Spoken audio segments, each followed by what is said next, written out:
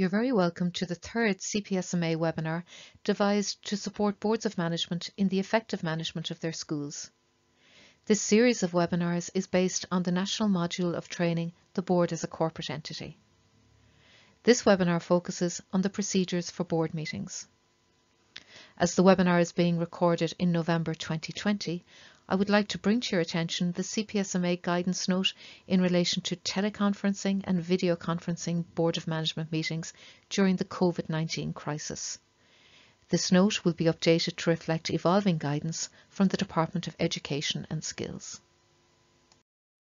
Again, just to remind you that all boards of management of primary schools are required to adhere to the provisions of the Governance Manual for Primary Schools 2019 to 2023. The procedures for board meetings are set out in Section 13 of the Governance Manual. In relation to ordinary meetings of the board, there should be a minimum of 1 meeting per term and not less than 5 in a school year, in order to build relationships, knowledge and trust between board members.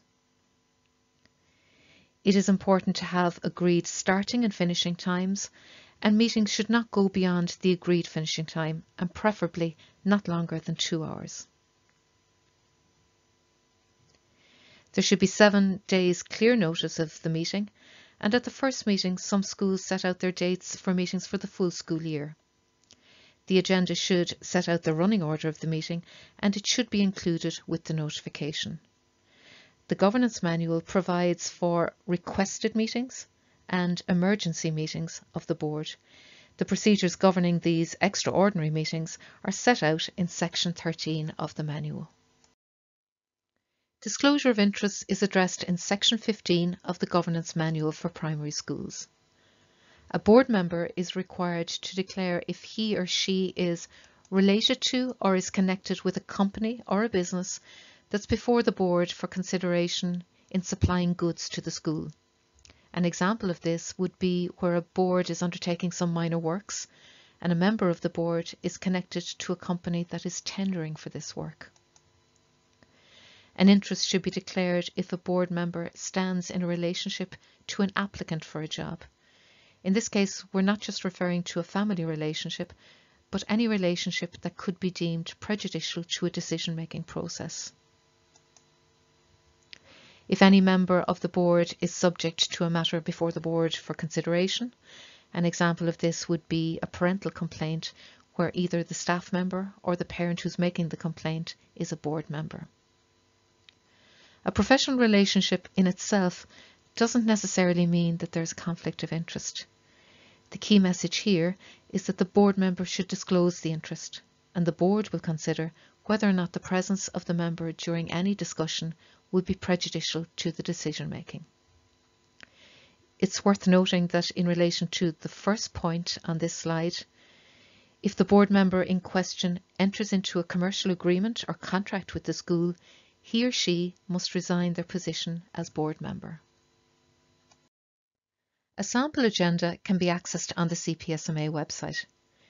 The agenda is compiled by the chairperson in consultation with the principal and the recording secretary if the principal is not secretary to the board.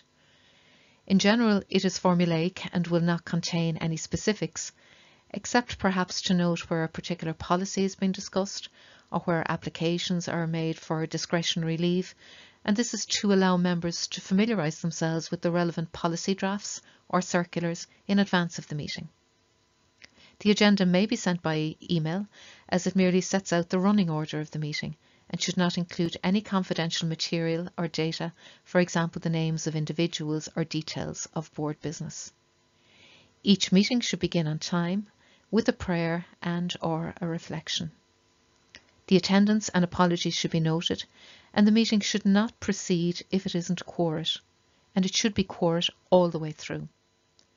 In a board of 8 members, there should be a minimum of 5 in attendance, and in boards with 4 members, that's for one-teacher schools, there should be a minimum of 3 in attendance. Address any disclosure of interest, as previously discussed, so that if required, a member may withdraw from the relevant portion of the meeting.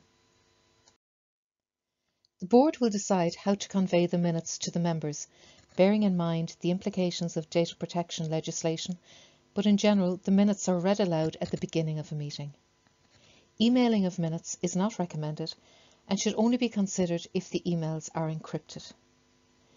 It is recommended that chairpersons establish a dedicated email account for the purposes of board business only. Personal and/or professional email accounts should not be used. As part of the meeting, minutes should be checked for accuracy and completeness. Required changes should be carefully recorded. Minutes should then be proposed and seconded, and once adopted, they should be signed by the chairperson of the Board of Management. Minutes are the property of the board.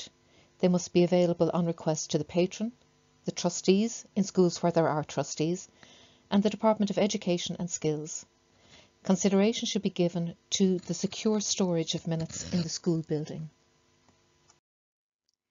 It is essential to record decisions arrived at by the board, even if the outcome was to defer the decision to a subsequent meeting to allow time for further research. It is not necessary to record details of the discussion of the particular agenda item, so a narrative is not included. The minutes should reflect the order of the agenda, and you will find a sample of board minutes on the CPSMA website. If a vote is taken, the minutes will record the number of votes for and against, but not the names of the board members and how they voted. Ideally, decision-making is achieved by consensus. Voting is used as a last resort. Where a vote is taken and there is an equal division of votes, the chairperson has a casting vote. Whether decisions are reached by consensus or by vote, they are decisions reached by the board as a body corporate. As already stated in previous webinars, individual members of the board are obliged to keep all board business confidential, unless otherwise agreed by the board. Regardless of how an individual member views an issue, they must not publicly criticise or make any negative public comment about board decisions. What correspondence should be brought to the Board of Management meeting? All relevant correspondence must be brought to the board's attention via the chairperson, who is correspondent to the board. The chairperson and principal will decide whether or not the correspondence should be brought to the board's attention, as certain items of correspondence should not be introduced for discussion due to procedural or data protection restrictions. If a member of the board is approached to bring an issue or correspondence to the board, they should explain to the person approaching them that they cannot do so, and advise that all correspondence must be addressed to the chairperson. If there is a considerable amount of correspondence, it can be helpful to have a list prepared in advance for inclusion in the minutes. This would merely state the origin and the subject matter of each item of correspondence, and would also include a list of department circulars that have issued since the last board meeting. Much of the correspondence needs simply to be noted by the board, and this can be indicated on the list of correspondence. Other items may need some discussion and decision by the board.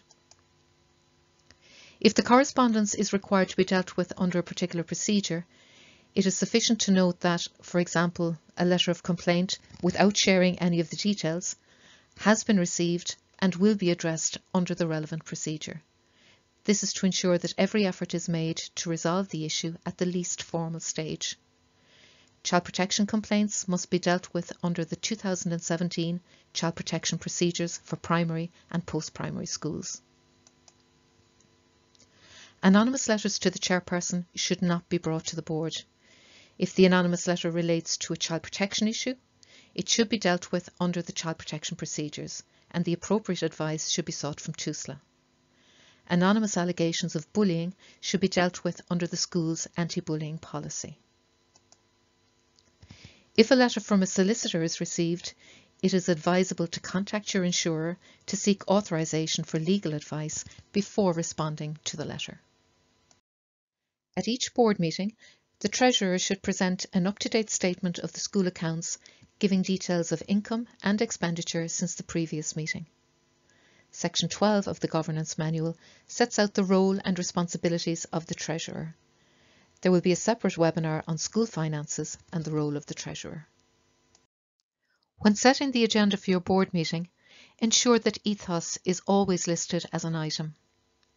This provides an opportunity for the board to be updated on how the ethos of the school is being strengthened and lived.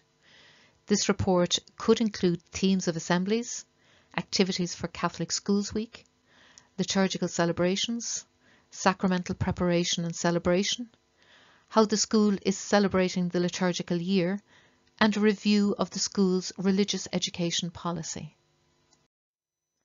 The Principal's Report. This is where the principal reports on the day-to-day life and functioning of the school. It also enables the principal teacher to avail of the collective wisdom and advice of the board members. The principal teacher reports to the board on a wide range of issues that may vary according to the time of year. You will find a sample principal's report on the CPSMA website. This CPSMA template contains a non-exhaustive list of items which could be included in the principal's report. Mandatory items for inclusion are as follows: the Child Protection Oversight Report, and the board's responsibilities in respect of child protection oversight will be addressed in a separate training webinar. The school self-evaluation process and policies for ratification.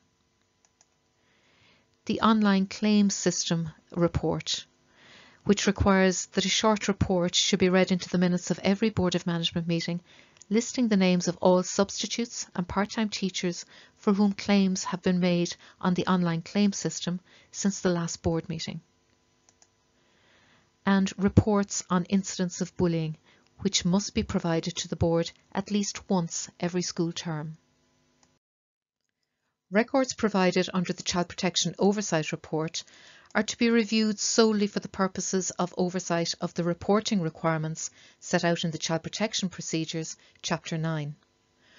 Under no circumstances should board members enter into any discussion or investigation in relation to the substance or credibility, or otherwise, of the allegation or concern in question when undertaking this oversight role. The purpose of this review is solely to confirm, based on the information available to the designated liaison person, usually the principal, and any TUSLA advice available, that the relevant reporting requirements were followed.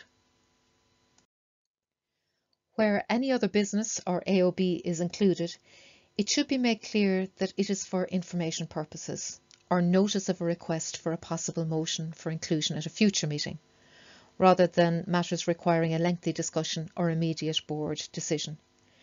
It is up to the chairperson and principal to decide on whether the suggested agenda item should be included in a future meeting based on its relevance to the school's key priorities.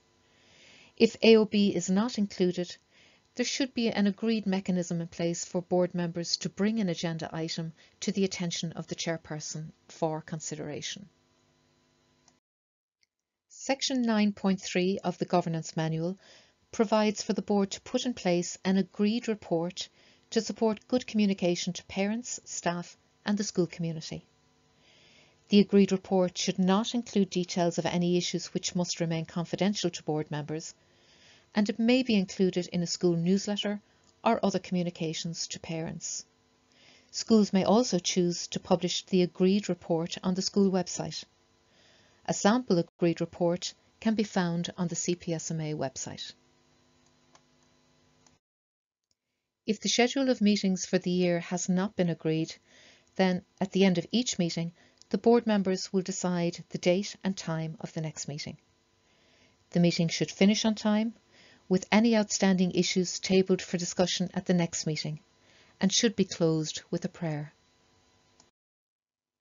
Thank you for viewing this training webinar. If you have any query in relation to any aspect of the content, please contact our advice line. The contact details are as follows.